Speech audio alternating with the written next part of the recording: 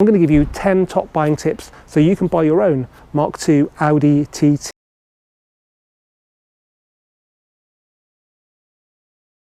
Hello guys and welcome back to the Volks Wizard channel. Now earlier this month Audi announced the iconic edition of the TT RS, built to celebrate 25 years of the Audi TT. Now over those 25 years I've been a bit of a secret fan of the TT. I've driven pretty much every example from the 3 generations we've had so far. But the bad news is the 4th generation coming in a few years won't resemble the TT we know and love, because it's going to be a 5-door and all electric. So I thought it'd be a good time to reflect on the 3 generations we've had so far and explain to you why I think the Mk2 is the pick of the bunch and why this particular example has been on my fleet for the past 12,000 miles and 2 years. And when we've done that, I'm going to give you 10 top buying tips so you can buy your own Mk2 Audi TT. But before we get onto that, I'd just like to thank everybody who has subscribed to the channel. It does mean an awful lot. If you haven't already, please do so. Click the red button or go for that link in the description of the video below.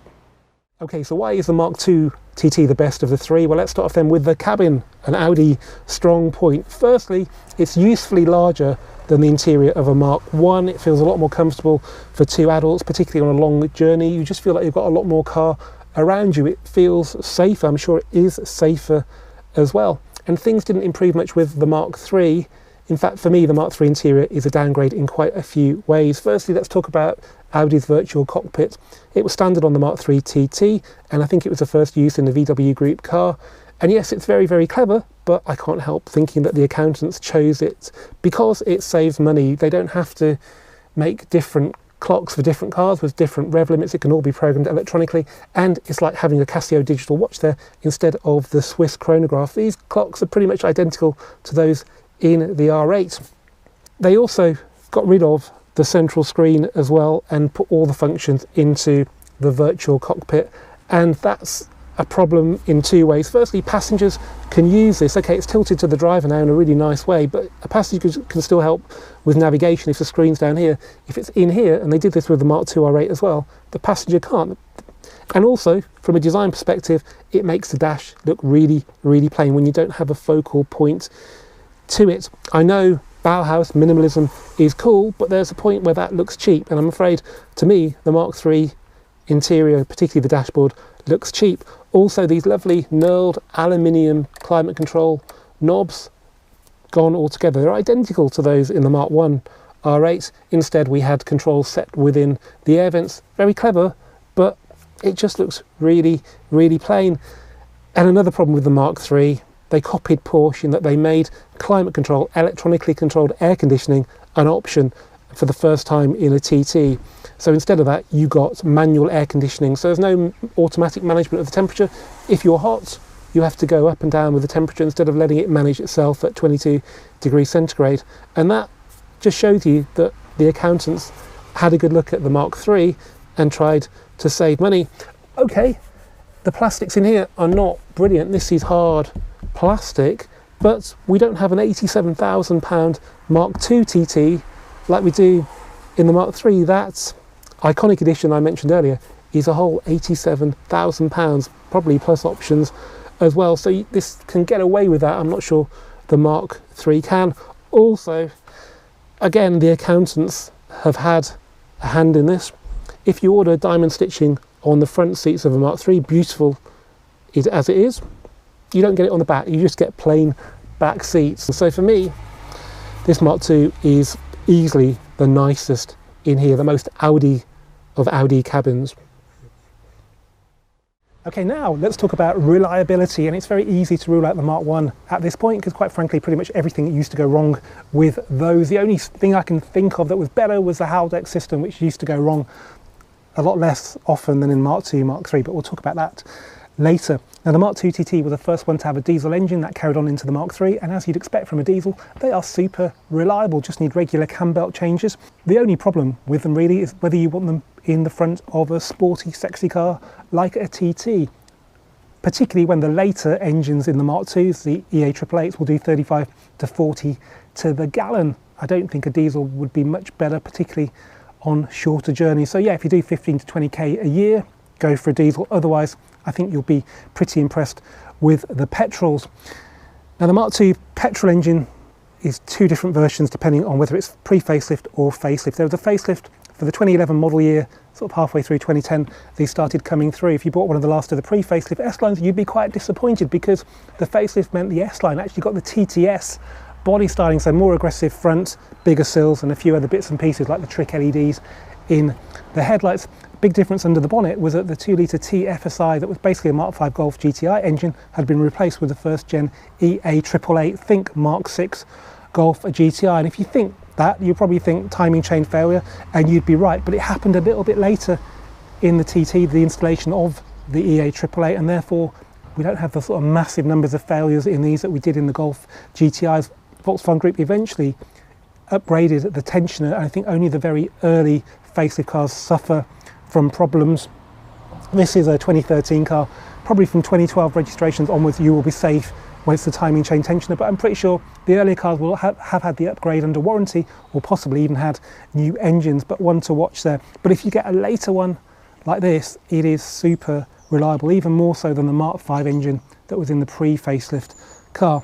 This car's done 70,000 miles, and yeah, it's pretty hard to fault.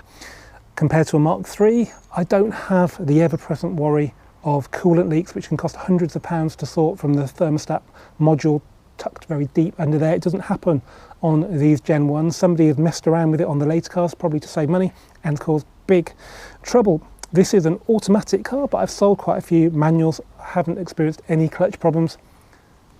With Mark 3s, it'll be the other way around because the clutches just aren't up to the job, particularly in the TTS with four-wheel drive, just like they aren't in the Mark 7 Golf R. So, yeah, it's an easy win, really, for the Mark 2. Okay, now on to the driving. Well, again, the Mark 1 falls at the first hurdle. It's widely accepted they're pretty wooden to drive. It wasn't helped that early cars were recalled for ESP and a spoiler to keep them on the ground at high speed. When they did that, I think they took away some of its dynamic edge, and yeah, it's not a great car to drive. It's still, you know, a nice car to own, and it feels special when you're inside it, etc. But we're talking driving dynamics here, and I'm sorry, it's not a patch on the Mark II. If you looked underneath a Mark 1 TT, it looks identical to a Golf V6 4Motion. If you look under a Mark II TT, it looks nothing like a Mark 5 Golf, and that's because there's lots of custom aluminium in the structure of this car to make the weight balance more even, and they really made an effort to make it drive well. The early cars, front-wheel drive 2-litre TFSI manuals, they felt like a Golf GTI Mark 5 to drive, and that's not bad. With these later cars, they're a bit lower, they're a bit stiffer, they've got bigger wheels, they look amazing as a result, but maybe they don't drive as purely as the early cars. But we've got four-wheel drive, which does give it all-season ability, which is more than you can say about a Porsche Boxster. Now, I can't get over how low this car sits. If you look against the Mark III, the Mark III looks really ungainly, almost like a Corrado. I'm pretty sure IBAC don't sell a lowering spring kit for this car. And yeah, the Mark III might drive a little bit better because it's on the MKB platform, and that means when you throw it into a corner, you will feel the rear axle help you around. There's none of that in this car. It's a bit inert, and there's no drive from the rear that you can notice in corners like that. But it's still good, and I think, even though it's a little bit worse to drive than the Mark III, I think because it looks so much better to my eyes anyway, particularly because it has such a slammed ride height from the factory, I think it's, again, another win for the Mark II. I mean, this is my wife's car. I drive it quite a lot though, and I don't feel shortchanged when I'm driving it. I can still have a lot of fun, and unlike my Porsche Boxster, I don't think it's going to kill me at every opportunity. And if it snows, well, I'll still get home, while the Porsche will be wrapped around a tree. It's a great car, the Mark II TT. It really is. Okay, now on to 10 top tips so you can buy yourself a mint Mark II. And let's start off at number 10 at the back of the car. Now, no Mark II had a spare wheel, not as far as I remember.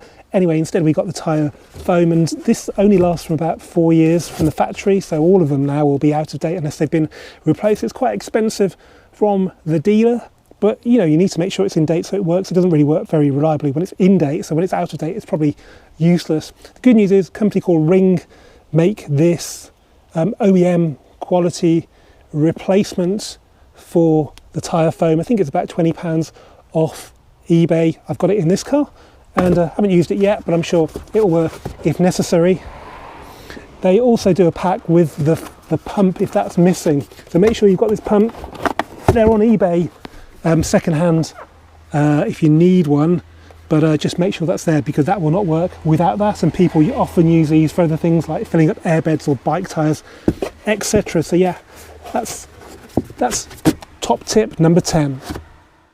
Okay, now on to tip number 9, and that is to not ignore any rear tail light bulb warnings on the dashboard of a Mk2 TT, because fixing that fault could cost a lot more than just changing the bulb, and that's because there's an inherent problem with the wiring at the back of the Mk2 TT that causes the tail light earth to overheat and melt the plug that it's connected to.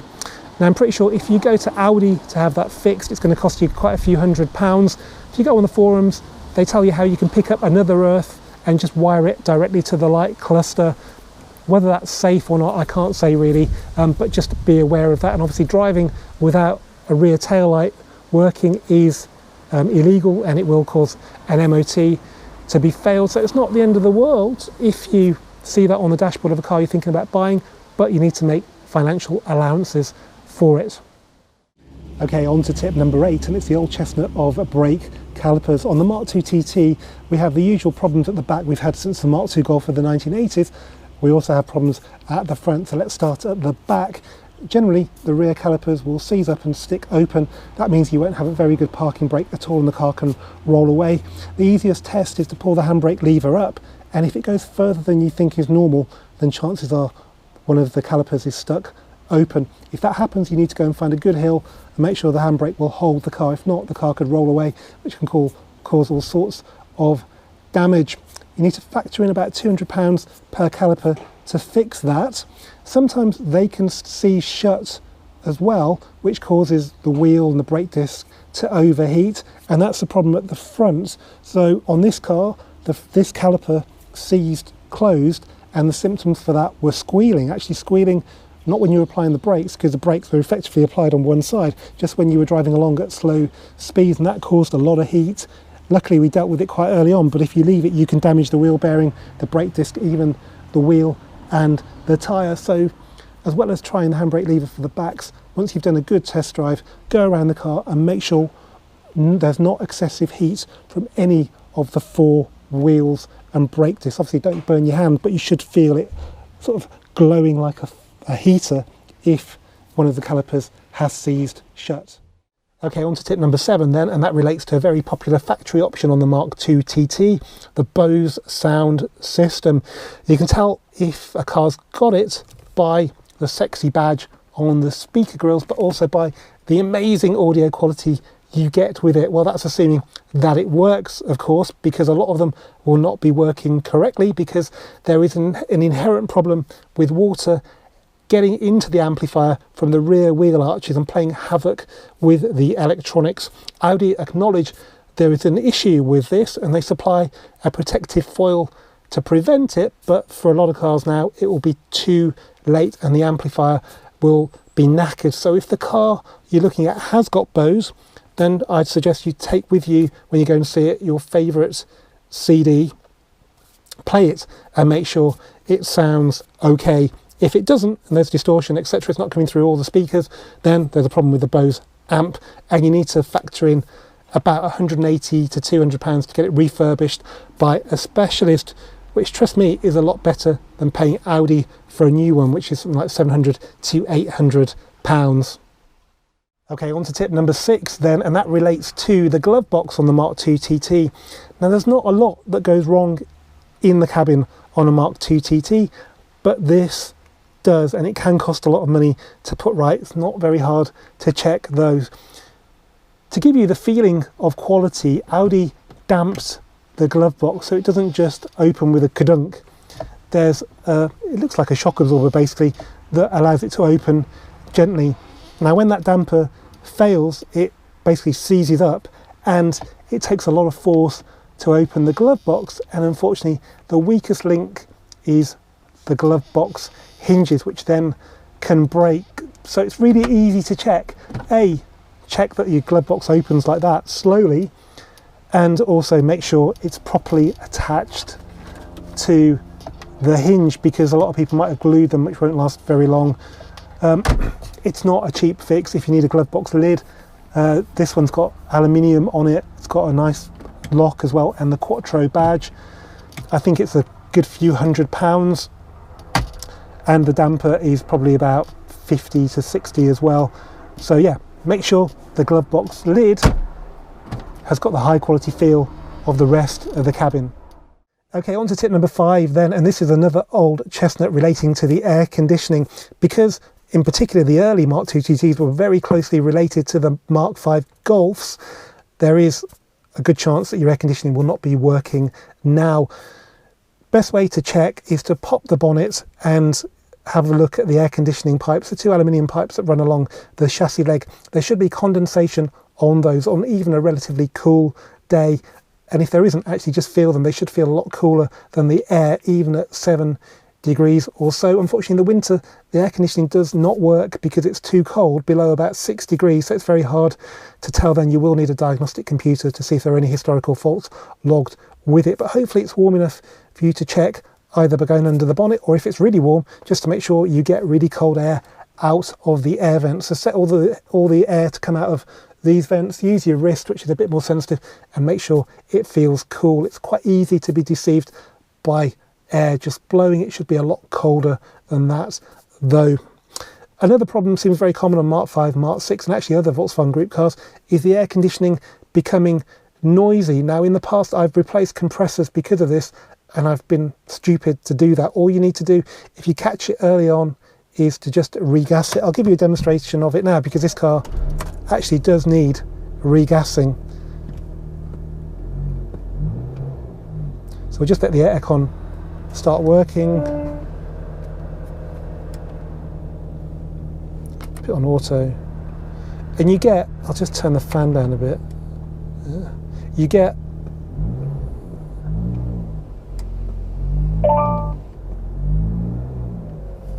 you can get this background whining. I can hear it now. When you turn the aircon off, it stops. So turn it on again now. Hopefully this mic will pick it up. There.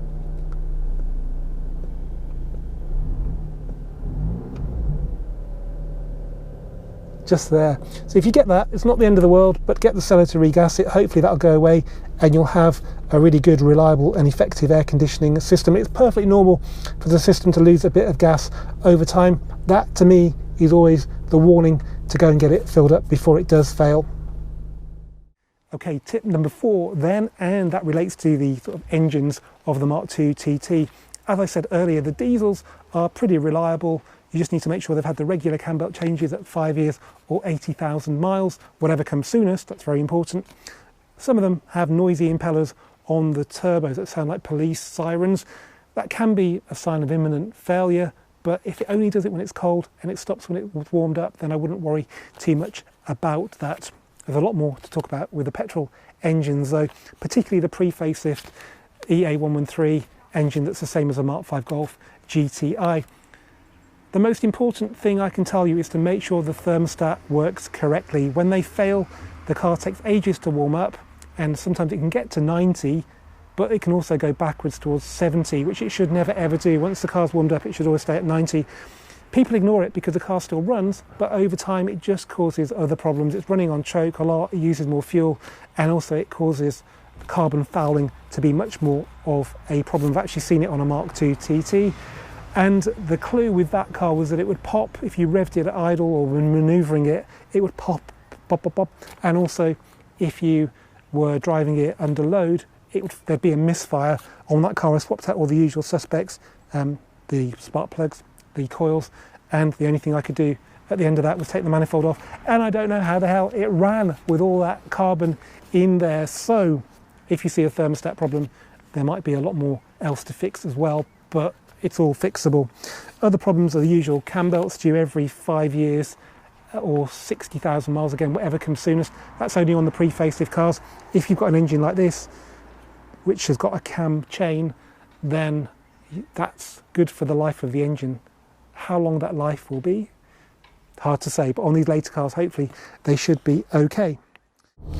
Okay, tips 3 to 1 require you to be in the car while it's moving. You can be the passenger if you're not fully insured and just get the driver, the owner, to do what you tell him to do. The good news is actually all these 3 tips only relate to cars with options. So if you don't have magnetic ride suspension, you don't have S-tronic automatic gearbox, you don't have quattro all-wheel drive, you're buying a lot simpler car and these tips don't apply. But the problem is a lot of the later cars have got at least one of those. There's a lot of petrol cars with automatic and quattro towards the end of the run, and they're great cars like this one, so stay tuned. Let's start off though with mag ride. It's actually quite a rare option, quite often seen on TTs, S's. This is a TT Black Edition S line, doesn't have mag ride, but it's really low and there's not much of a gap between the tyre and the wheel arch, which means it does ride quite firmly, but it's not at all crashy or bangy, and even on particularly bell undulations it's still got, you know, really decent body control and doesn't hit the bump stops very often. If you've got a faulty mag ride damper on a mag ride car, you will find it is particularly bangy and crashy when that wheel goes over an imperfection like a sunken manhole or a pothole or something like that.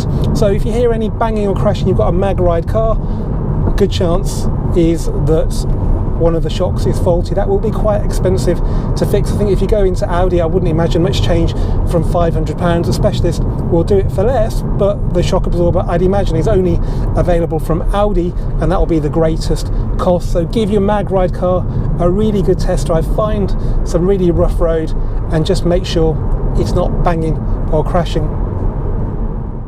Okay, tip number 2 relates to the S-tronic DSG automatic gearbox.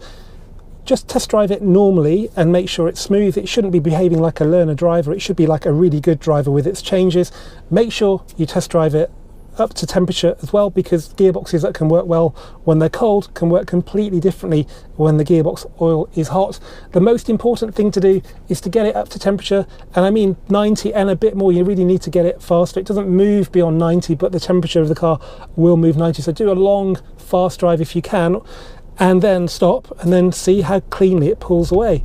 On this car where the gearbox is perfect, if you come off the brake even on a bit of a hill, it just goes by itself, a bit of creep. So there should be creep, and if you get on the gas now, it should do it smoothly. However hard you press the throttle, that acceleration should be linear, like that. Obviously make sure it changes cleanly, use the paddles, make sure they're working okay, because sometimes they don't work okay. There should be no jerks or anything. You've got sport mode as well.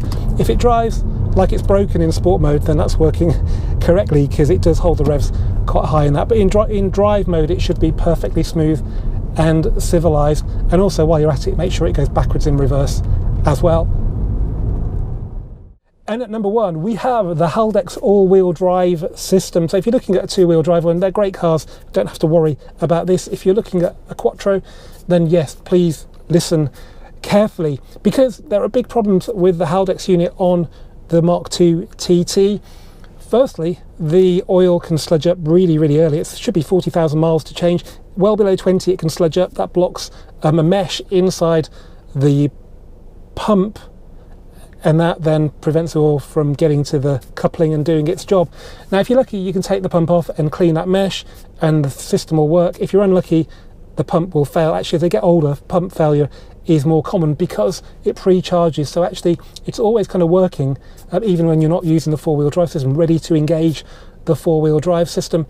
So best thing to do really is to plug diagnostics in and see if there's a fault with the all-wheel drive system. If you can't do that, then all you need to do is find a slippery bit of road like we've got here. If you're feeling brave and you actually are fully insured, etc., then turn the traction control off. But you shouldn't need to do this. But that's off now. There should not be any significant slip from the front wheels. Drive should be sent to the back pretty quickly, and you should do a clean start. If you're spinning and the axle's tramping in a quattro, it's not working, and trust me, that's really, really, really common. So let's try it then. It's tricky in an auto to give it enough torque to slip, but we can do it, and it is quite greasy out there. So yeah, let's go. Nothing's coming, nothing behind us. So there, as you can see, that was nice and clean, no slip at all. That's with TC off, so no intervention there to smoothen that out. Now if yours doesn't do that and you get slip, then you're looking at between like £200 and £500 depending what the problem is. There's also a problem with the ECUs on the Haldex system as well, but just check out haldexrepairs.co.uk. They helped me when I had problems with this car, and I learned a lot about the system. So yeah, just make sure you don't buy one with a problem. Another thing to do also is listen out for noises from the drivetrain. There are reports of this generation of Haldex causing noises on takeoff, and again, check hot and cold. If they subside when you're driving, I wouldn't worry about it too much. And in a car like this where the exhaust is quite boomy, it's often quite hard to hear the drivetrain properly. But yeah, there shouldn't be any excessive noise from the drivetrain, so just yeah, use your ears and you will be okay. You'll buy yourself a nice Mk2 TT, and that is a very, very nice car to have. Well guys, I hope you've enjoyed this video on the Mk2 Audi TT. I've been meaning to make it for a very, very long time because this car has been on the fleet for 2 whole years. It's a very different car to my Porsche Boxster GTS, which is just over there. All I can say is in those 2 years, it hasn't tried to kill me yet, while that tried to kill me within a week. And okay, it's not as engaging a car to drive. It hasn't got the Porsche badge, doesn't make the noise of the Porsche. But for an everyday car and an all-season car being Quattro, it still feels incredibly special to drive. And I think in this later Mark II guise with the TTS body kit on this black edition car with the 19-inch wheels, I think it looks really good, actually better proportions than the Boxster. Anyway guys, as ever, thank you for watching this Volks Wizard video. Don't forget to subscribe, and I'll see you for the next one very soon.